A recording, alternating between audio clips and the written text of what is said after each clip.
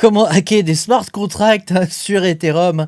Comment ça se fait que les mecs se font drainer? Mais parfois, c'est des centaines de millions de dollars, hein. Tout ça parce que le code n'a pas été audité, qu'ils n'ont pas testé des trucs. Voilà, je vais t'expliquer aujourd'hui comment fonctionnent les leviers de la mécanique du hacking de smart contracts.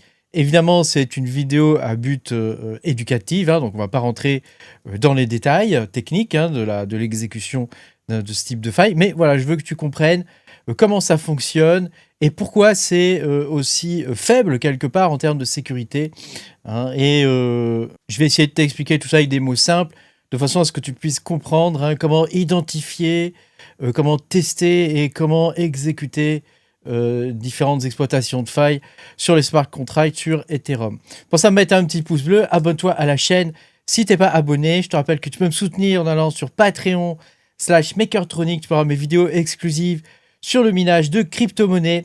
Je te rappelle que moi, je suis mineur de crypto-monnaies depuis 2018-2019. Hein, donc, je cherche des coins depuis très longtemps. Je passe mon temps à chercher des coins intéressants à miner. Sachant que voilà, plus tu rentres tôt dans les projets, et plus c'est intéressant de miner, hein, évidemment. Hein, puisque souvent on rentre avant les listings, carrément. Donc voilà, quand il y a un listing, hein, parce qu'il n'y a pas toujours de listing, hein, tu vois, il y a des projets qu'on mine et derrière, il n'y a jamais de listing, donc on les a minés pour rien. Voilà, ça fait partie du game. Et puis je te rappelle que je ne suis pas conseiller financier, hein, et je ne suis pas hacker non plus, hein, donc tout ce que tu vas voir dans cette vidéo est à titre purement éducatif. Alors on va voir commencer, hein, donc comment ça fonctionne, hein, le hacking de smart contract sur Ethereum, parce que c'est un truc, tu sais, qui arrive régulièrement. Régulièrement, il y a des smart contracts qui se font hacker. Je vais t'expliquer la logique, en fait, qu'il y a derrière tout ça, tu vois. En vrai, c'est pas très compliqué, il n'y a rien de sorcier dans tout ça, hein. Il faut juste bien comprendre ce que tu as sous les yeux, quoi, hein. Alors, les mecs, comment ça marche, hein? Les mecs, ils commencent par aller sur Etherscan. Voilà, donc tu vas sur Etherscan, et donc sur Etherscan, tu peux faire une recherche de smart contract, par exemple. Donc, on va chercher USDC, par exemple. Toi, tu vas taper USDC, tu vas cliquer dessus, et donc là, tu vois que il y a le smart contract ici de l'USDC avec le nom. Donc, évidemment, on ne va pas hacker USDC, hein, mais voilà, tu cliques dessus. Et l'idée, c'est de trouver des contrats qui ne sont pas audités, hein. Donc, tu vas aller regarder sur les trucs, et comme tu peux le voir donc, sur Etherscan, hein, donc, qui est l'explorateur de la blockchain, eh bien, il y a un petit onglet contrat ici. Et donc, tu vas sur le petit onglet contract, et au niveau de l'onglet, tu as le code source ici du smart contract en question. Hein, donc, tu as outlined, tu as les différentes fonctions, hein, de ce smart contract, sachant que on va essayer de trouver dans un smart contract, on va essayer de trouver des points de défaillance au niveau de la logique économique. Alors, ça peut être des choses toutes bêtes, hein, je vais t'expliquer ça un petit peu plus tard dans la vidéo. Mais voilà, on va rechercher, on va aller regarder toujours les fonctions mint, par exemple, hein, qui permettent de frapper les tokens. Les fonctions de own pour le user, peut-être qu'elles sont mal implémentées. Donc, c'est quelque chose qui peut être détourné, tu vois. Voilà, ce genre de choses, quoi. Donc là, au niveau des fonctions, tu vois, d'outline, je vois pas spécifiquement de trucs intéressants, hein. Donc, il y a différents types de contrats, hein, tu vois, proxy, l'upgradabilité, etc. Donc là, c'est pas très intéressant sur USDC. On va aller voir d'autres contrats, hein. Donc, on va taper toujours USDC là-haut, par exemple, et on peut aller voir, par exemple, Curve Finance, par exemple, sur le DAI. Et on va aller voir si les contrats ont été audités. Donc, tu vas dans le contract ici, et tu descends comme ça, et tu peux voir que le contrat n'a eu il n'a jamais été audité, ce contrat-là. Donc ça veut dire que le contrat peut être vulnérable, hein. Il peut être vulnérable à différents types d'attaques, hein, différents types de logiques qui est différente. Avant de commencer, hein, il faut toujours bien comprendre à quoi sert un smart contract, hein. Il faut comprendre le but, en fait, du smart contract, hein.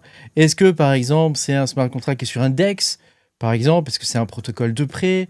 Est-ce que c'est un NFT? Tu vois, ce genre de choses. Et donc, ce qu'on va chercher dans un smart contract, ce sont déjà le fait que, il ne soit pas audité, hein, comme ça, hein, comme celui-ci, hein, par exemple, hein.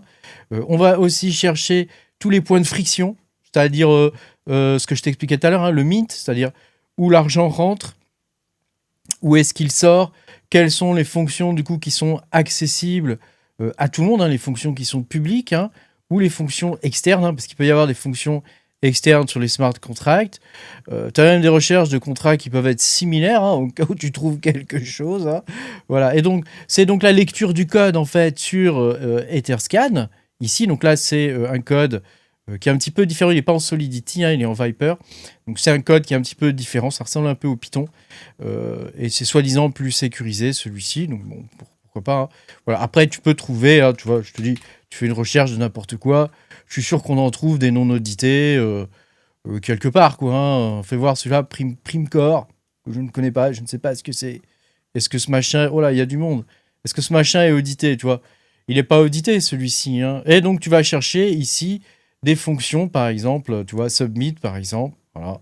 Ça, c'est une fonction typiquement qui peut être utile. Qu'est-ce qu'on peut regarder d'autre? On va les parcourir, hein, vite fait. Il y a allocate, par exemple, hein, qui peuvent être intéressantes. Deallocate, voilà. Bon, il y a toutes sortes de... Voilà, preview mint, tu vois. Ici, on a les fonctions de mint, preview withdraw, voilà.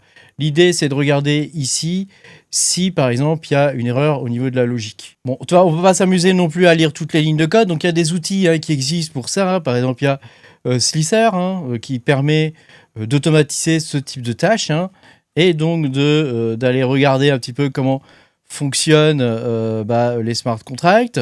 Et puis ici, tu as Mithril, par exemple, qui est un système d'analyse de sécurité pour les smart contracts, pour les développeurs. Hein, voilà. Et donc, ça te permet d'examiner en fait en détail le comportement du smart contract. Est-ce que, par exemple, je te donne un exemple tout bête. Hein. Toi, tu donnes $10 au smart contract. Le smart contract, du coup, lui, il te donne un exemple tout bête, il te donne un café. Ok.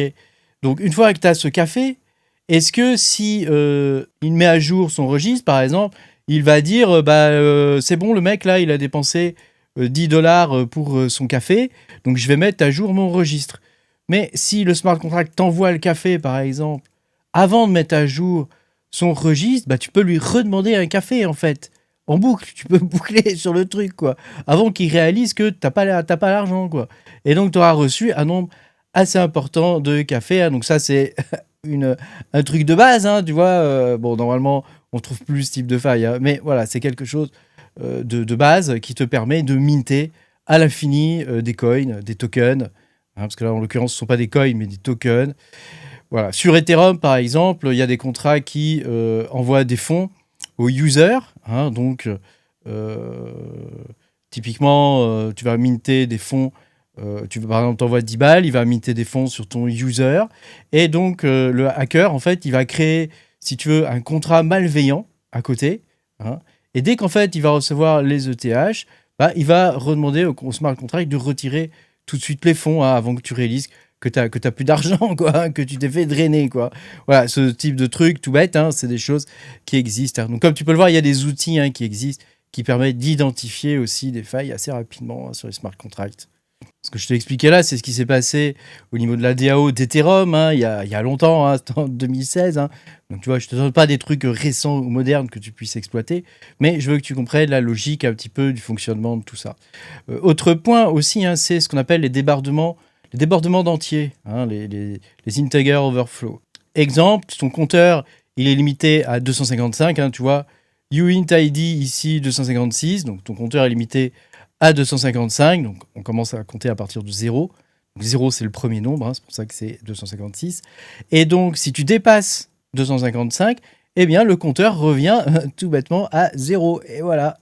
Ça veut dire qu'en utilisant ce passage à 0, un attaquant, il pouvait en profiter pour minter à l'infini des milliards de tokens, en particulier sur les tokens ERC20. Voilà, l'attaquant pouvait en profiter pour créer toutes sortes de tokens à volonté, puisque voilà, il avait découvert que ce chiffre-là n'était pas vérifié, par exemple. Bon, là, je te montre l'exemple ici, mais j'en sais strictement rien. Et puis, il y a aussi tout ce qui est le fait d'oublier de contrôler, par exemple, le contrôle d'accès. À qui doivent être envoyés les fonds, par exemple. Par exemple, il y a des smart contracts où ils oublient d'utiliser le only owner, c'est-à-dire uniquement celui qui possède le smart contract peut envoyer les fonds. Donc s'ils oublient ça, n'importe qui peut appeler la fonction withdraw, de retrait. Je ne sais pas s'il y a une fonction de retrait. Ouais, si, ça, tu vois. Max mint, max withdraw, max deposit.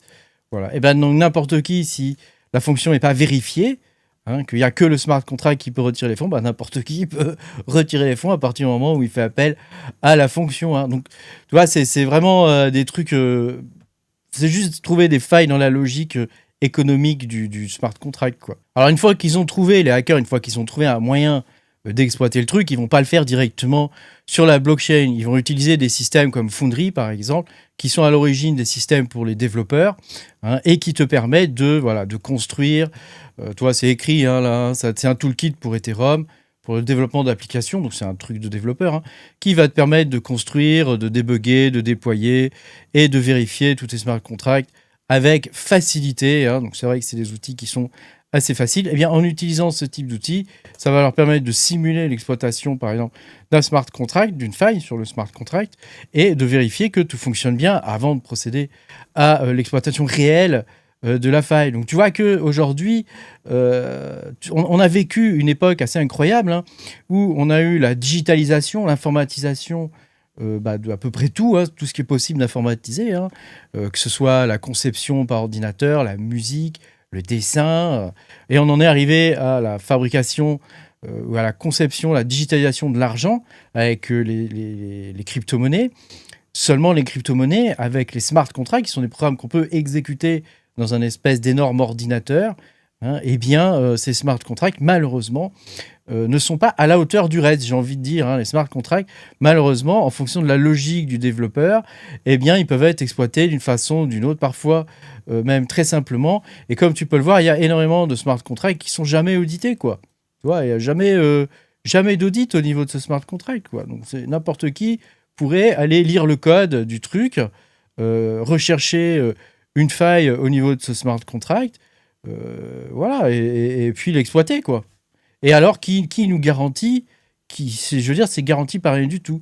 C'est juste le développeur, à un moment donné, on est obligé de lui faire confiance. On est obligé de faire confiance au code qu'a écrit le développeur. Après, il y a toutes sortes d'autres techniques, hein, comme le fusing, par exemple, hein, où tu vas envoyer des milliers de transactions aléatoires au smart contract pour regarder si le smart contract va casser, par exemple. Hein, voilà, ou s'il a un comportement bizarre à un moment donné, quand il commence à monter en charge. Bon, voilà, il y a toutes sortes de techniques X ou Y, hein. Le but, c'est pas de les référencer, évidemment. Mais voilà, je voulais que tu comprennes un petit peu comment ça fonctionne. Aujourd'hui, alors qu'on est à l'heure de la digitalisation de l'argent, hein, puisque c'est de ça dont on parle avec les crypto-monnaies, hein, eh bien, on a encore des versions, tu vois, au niveau de l'argent, qui sont malheureusement des versions assez vulnérables, non testées, hein, et non auditées, et qui traînent, hein, un petit peu partout. Voilà, sur Ethereum, sur Solana et sur toutes les blockchains qui peuvent permettre ce type de choses. Voilà, il n'y a pas de fonction au niveau de la blockchain qui permet de vérifier en fait l'intégrité du code et le fait qu'il ne puisse pas être exploité d'une façon ou d'une autre sur les smart contracts, quoi. Et donc c'est pour ça qu'on n'arrête pas de voir, tu vois, des tas de trucs, hein. Donc tu vois, par exemple, lui, là, il a trouvé 2 bugs de drain aujourd'hui, hein. Donc il y a quand même 17 millions de dollars, hein, quand même en jeu, hein. Donc il a pu obtenir tous les détails de l'exploit, donc de la façon d'exploiter ce smart contract. Et donc, tu vois, il a pu... donc lui, c'est un white hat, hein, donc c'est un chapeau blanc, on appelle ça dans le métier. Donc c'est quelqu'un qui a pu contacter, donc du coup, les développeurs et qui ne va pas exploiter la faille, il va juste les prévenir. Voilà. En tout cas, il faut bien comprendre que quand on est dans l'informatique, eh bien, tout, à un moment donné, est exploitable. Je veux dire, et c'est un problème parce que l'argent, quand même, c'est ce qui nous permet de bouffer tous les jours au quotidien. Donc, se faire drainer son wallet, ouais, ça m'est déjà arrivé, hein. Se faire drainer son wallet, c'est pas un truc qui est agréable, hein, surtout quand tu sues sang et sueur, hein, pour arriver à faire manger ta famille. Eh bien, malgré tout, voilà, quand tu vois que ton wallet a été exploité, c'est toujours un petit peu dommage, quoi, hein, c'est un peu difficile, hein. Malheureusement, hein, le monde n'est pas forcément pavé de bonnes intentions, hein. Nous, on est des gens normaux, donc voilà, hein, mais il y a des gens qui n'hésiteront pas à vider ton wallet, à vider les 17 millions, par exemple, qui se trouvent sur ce protocole, qu'on ne connaît pas, hein. Je pense qu'il a bien fait de ne pas le mettre, d'ailleurs. Voilà, t'as compris là où je voulais en venir, quoi. Merci beaucoup d'avoir regardé cette vidéo. Pense à mettre un petit pouce bleu, abonne-toi à la chaîne, et puis moi, je te dis à bientôt pour de nouvelles aventures. Salut!